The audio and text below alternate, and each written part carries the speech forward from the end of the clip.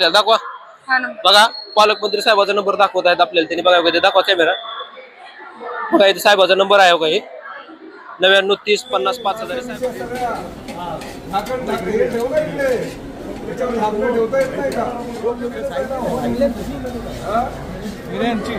मला जर तक्रार आली तर मी 4,500 नवीन बसेस आता आलेले आहेत 3,000 नाही ऐकल्यास मी डायरेक्ट सस्पेंड करतो असं म्हणून सांगितलं नंबर 3 दिला मुलींची ते मुलीसाठी खूप छान केले त्यासाठी मी सरांना मनपूर्वक धन्यवाद म्हणते। पुढे समाजरीमध्ये सर्व प्रेक्षकांचं स्वागत आहे। मी अल्ताफ हुकमत मुलानी मी सतत तुम्हाला वेगळे विषय वेगळ्या चर्चा ग्रामीण भागात काय घडते शहरात काय घडते तुम्हाला सतत दाखवण्याचा प्रयत्न करत आहे। मी आज धाराशिव येथे शहर आता धाराशिवले शहर बस स्टँड मध्ये बस स्थानक मध्ये आलेलो आहेत। आता इथं पालकमंत्री धाराशिवचे पालकमंत्री प्रतापजी सरनाईक आता येऊन गेलेले आहेत। त्यांनी एका मुलीला इथं नंबर दिलेला आहे। ते नंबर कायसाठी दिला होता ते काय आपण थेट जाणून घेऊया। चला तुम्हाला नंबर दिला होता ना काय नाव तुमचं? गुटे प्रणिता बाळासाहेब। कशासाठी नंबर दिला होता साहेबांनी? ते इथं बस वेळेवर लागत नाहीत बस वेळेवर नाही लागल्यामुळे पालकांना संशय ते गैरसमज होते त्यांचा त्याच्यामुळे मुलींच्या शाळा बंद होतात। परत त्यांनी कुठल्याही पाठवायचं की मुली कुठल्याही त्यांनी विश्वास ठेवा की मुली आता इथे सुरक्षित आहेत म्हणून त्यासाठी ते चर्चा करण्यासाठी आले होते। आता तुम्हाला जी नंबर जी दिलाय साहेबांनी ती तुमच्या बस येत नाही म्हणून दिली नाही की दुसऱ्या काय कामासाठी दिलाय? बस येत नाही बस वेळेवर लागत नाही त्यासाठी त्यांनी नंबर दिलेला। हो काय अडचण होती तुमची? बस लागत नाहीत घरचे गैरसमज होतोय परत ते शाळा बंद करतात मुलींच्या करिअरचा प्रश्न आहे। मुली एवढं मोठे कष्ट करून आई वडील पैसे देऊन किती गरीब परिस्थितीतून आम्हाला शिकवायला पाठवतात आणि तिथे जर वेळेवर बस लागली आई वडिलांचा जर गैरसमज होत असेल तर मग त्यांनी आम्हाला कुठल्या अर्थाने आम्हाला शाळेत पाठवायचं असं कुठे आहे नंबर दिला दाखवा बघा पालकमंत्री साहेबाचा नंबर दाखवत आहेत आपल्याला त्यांनी बघा दाखवा कॅमेरा बघा इथे साहेबाचा नंबर आहे का 99 30 50 5000 साहेबांचा नंबर आहे असं त्यांनी आपल्याला सांगत होते। आपण त्यांच्याशी जाणून घेऊया। काय नाव तुमचं? मेनके महेशबी। आता इथं तो साहेबांनी साहेब येऊन गेले तुम्हाला काय म्हणले साहेब काय बोललो तुम्ही साहेबाशी? आम्ही साहेबाला बोललो की तो बस टायमावर लागत नाही वेळेवर बस येत नाही तिने सांगते बस 12:30 ला आहे पण बस 2-2:30 वाजता लागते हे प्रॉब्लेम आहे। बस मध्ये चढताना खूप गर्दी असते आणि एक तरी तर जास्त पोलीस नसतात बस मध्ये चढताना मुलं असतात पाठीमागे चढताना बॅगी तुटतात गर्दी असते कोणी निवडतंय काही प्रॉब्लेम असते त्यासाठी तुम्ही साहेब नंबर दिला का साहेबांनी? नंबर दिलाय। साहेबांबद्दल काय वाटतंय तुम्हाला? साहेबांबद्दल नंबर 3 दिला मुलींची सुरक्षा तिने करते। काय नाव तुमचं? देशमुख सादिया। काय सांगता किती वेळ झाला इथे उभारला तुम्ही बस साठी? आम्ही सकाळी 10 वाजेपासून बसलो आहोत। आम्हाला तिथे विचारलं तर त्यांनी सांगते 11 वाजता लागते 12:30 लागते पण कधीच बस टायमाला लागत नाही। दिवस इथं बसायला लागतंय लय वेळ बसतो तरी बी बस लागत नाही। रोज बसचा प्रॉब्लेम आहे घरी जायला 6 वाजता तिथं 12:30 येऊन बसायचं तरी बी कधीच टायमाला बस लागत नाही रोज घरी जायला उशीर होते। मग तुम्हाला नंबर साहेबांनी जे नंबर दिले ते कशासाठी दिले? त्यांना बस टायमाला नाही लागली मग आगर प्रमुख इथले नाही ऐकले म्हणजे त्यांना सांगून पण त्यांनी नाही बस सोडली तर त्यांना सांगा म्हणजे फोन लावा मला असं म्हणून त्यांनी नंबर दिला। तुम्हाला काम होईल असं वाटतंय का? हा साहेबांची सांगण्यावरून त्यांनी बोलले तसं तर असं वाटतंय तरी करतील। सर बोलले बी चांगलं बोलले ते म्हणजे मुलींबद्दल विचार करतात सर सगळ्या मुलींना बोलले विचारले प्रॉब्लेम ते मग सांगितलं तर सर त्यांनी नंबर बी दिला विचारा मला सांगा मी परत तुम्ही मला सांगितल्यास मला माहित अगर प्रमुखांना नाही ऐकल्यास मी डायरेक्ट सस्पेंड करतो असं ते म्हणून सांगितलं आम्हाला। नाव काय? लासोना पाटी। नाव देशमुख सादिया। काय नाव तुमचं? श्रुती शिंदे। काय सांगताल साहेबांनी आता तुम्हाला इथे नंबर दिलेला आहे काय सांगताल त्याच्याबद्दल? बस जरी आली तर आम्हाला बस थांबत नाही तिथं गर्दी नसली तर बस थांबत नाही इथनं पण चढताना दप्तराची बंदी तुटते वडणी वाढते मुलं असते सारखी पाठीमागून बस स्टँडवर जरी उशीरपर्यंत थांबले तर मुलं तोंडाकडे बघते। साहेबांनी नंबर दिलाय तुम्हाला नंबरवर तुम्ही फोन लावणार का? कधी लावणार? गरज पडल्यावर लावणार। काय नाव तुमचं? श्रेया शिंदे। काय सांगताल आता साहेबांनी तुम्हाला इथे नंबर दिलेला आहे आणि साहेबांनी तुम्हाला सांगितलेलं आहे की जर तुमची जर काय प्रॉब्लेम असेल तर मला फोन लावा काय सांगता? आम्ही सांगणार की बस वेळेवर लागत नाहीत आणि बस लागल्या तरी पण चढताना मुलं ढकलतात माग आणि दप्तर ओढतात काही ओढणी ओढतात चढू देत नाहीत। साहेबांनी नंबर दिलाय तुम्हाला दिलाय का? दिला। साहेबांनी काम केलं का तुमचं? केलं। काय सांगताल मग साहेबाबद्दल? साहेब म्हणजे चांगले आहेत मुलींचा विचार करतात आणि साहेबांनी तुम्हाला नंबर दिलाय बरोबर आहे तुम्हाला दिला नंबर मग काय सांगताल साहेब? त्यांनी जे आता ग्रामीण भागातून आम्ही येतो तेवढं हे चालत येतो, तिथून आता 3-4 किलोमीटर आम्हाला सहज चालायला लागतं. आता आजूबाजूला जे प्रकरण घडतात ना त्याच्यामुळेच घडतात ना. बस जर वेळेवर लागले तर आम्हाला घरी जायला अंधार होणार नाही, आम्ही लवकर घरी पोहोचू.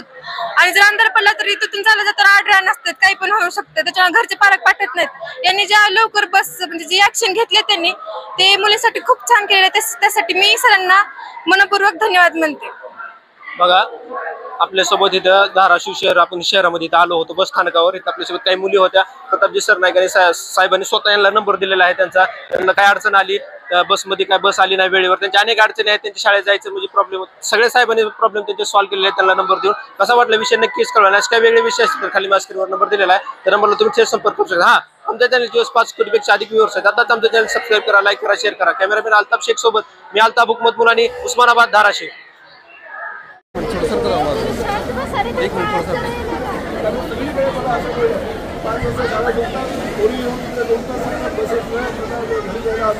मिनिट एवढा वेळ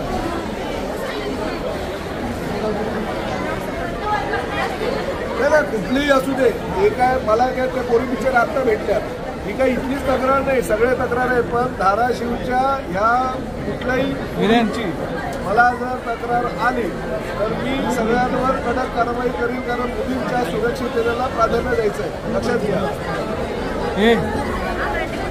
काही काळजी करू नका.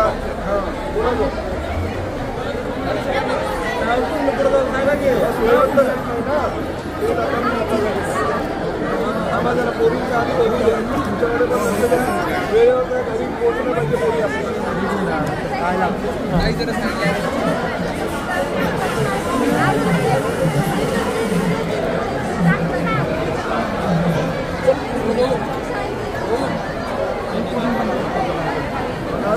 ह्या गंभीर तक्रारी काय सांगतायत काळजी पालक म्हणून जबाबदारी आपली आहे. काळजी पोरींची आपण नाही घेणार, कोण घेणार मला सांगा. तुमच्या घरामध्ये पोरी आहेत की नाही, म्हणजे आपल्या पोरी म्हणून कोणतं संरक्षण करायचं आहे.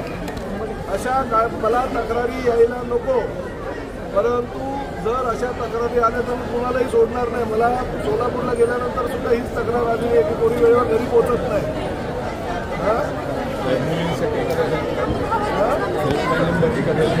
नाही ते करतो ना मी. आता मला या तक्रारी आता यायला लागल्या. शाळेच्या मुलींसाठीच एक वेगळा आलं तर ते मी करतो. आणि 10 वाजल्यापासून आता 10 वाजल्यापासून पोरी इकडे उभे आहेत. जबाबदार कोण आहे मला सांगा. आता मी तुम्हाला दोषी धरणार नाही, कारण तुम्ही नवीन आलात. तुम्हाला कोणी असता तुम्ही ताबडतोब त्याला निलंबित केलं असतं. मी सांगतो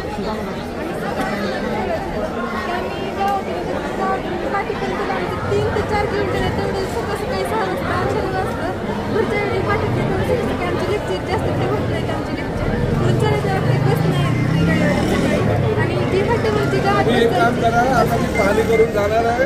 तुम्ही हे साहेब इतके मेन आहेत. तुम्ही पोरींनी तुमच्या काय काय तक्रारी आहेत, तुमचं काय काय समस्या आहेत ते यांच्याकडे सांगायच्या. मी माझा नंबर तुला देतो. मला डायरेक्ट फोन करायचा आणि फोन नाही उचलला तर मेसेज करा. तुझा नंबर माझ्याकडे नाही, मला मेसेज करायचा. हे नंबर देऊ, मेसेज करायचा. जबाबदारी तुझी धाराशिवच्या सगळ्या पोरींची. तुला लीडर करून टाकतो मी. हे नंबर देऊ. हो नाही मी घेतो. माझं नाव तुमचं तर द्या. माझं हे माझं कार्ड पण देतो तुला. घे 9930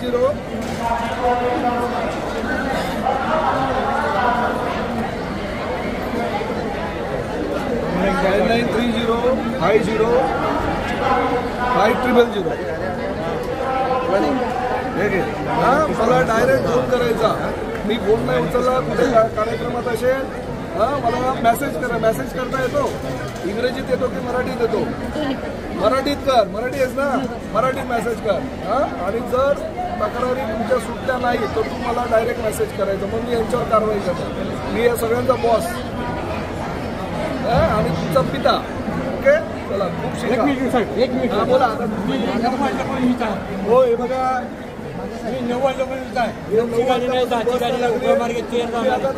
जायचं मला. आधी मी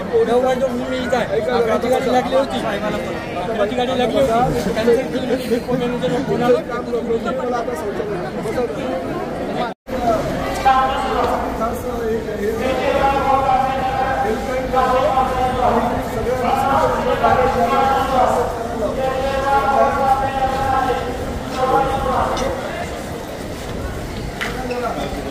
आता परत येणार 4 दिवसामध्ये मला दिसणार हे आता नवीनच आहे ना. किती दिवस झाले मी उद्घाटन केलं. आता उद्घाटनानंतर जर असं लोकांना शिस्त लावा ना जरा. त्याआधी कसं आहे त्यांना पण दंड लावा. घरात कोणी बांधतात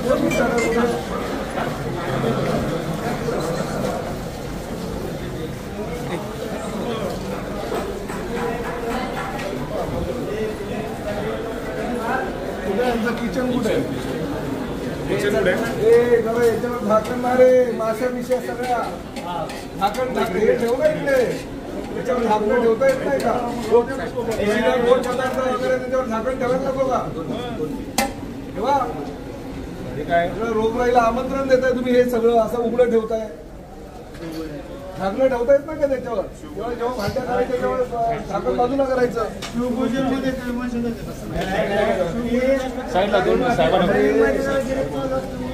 किचन हो हे जरा बघत जा तुम्ही. इकडे येऊन ड्युटी करू नका.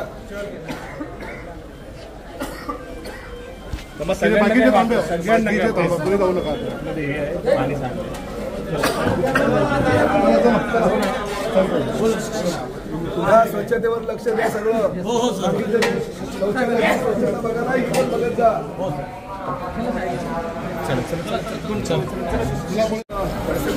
तक्रारी माझ्याकडे होत्या त्यानुसार आजच आल्यानंतर ज्येष्ठ नागरिकांपासून अनेक प्रवाशांनी माझ्याकडे बसेस वेळेवर येत नसल्याच्या तक्रारी केलेल्या आहेत. बरोबर हे मी 1 वर्षापासून या मंडळाचा अध्यक्ष म्हणून कामकाज बघितल्यानंतर जवळजवळ 4-4.5 नवीन बसेस आता आलेल्या आहेत. 3,000 बसेसच्या निविदा प्रक्रिया पूर्ण करून काही बसेस आता 3 महिन्यात येणार आहेत.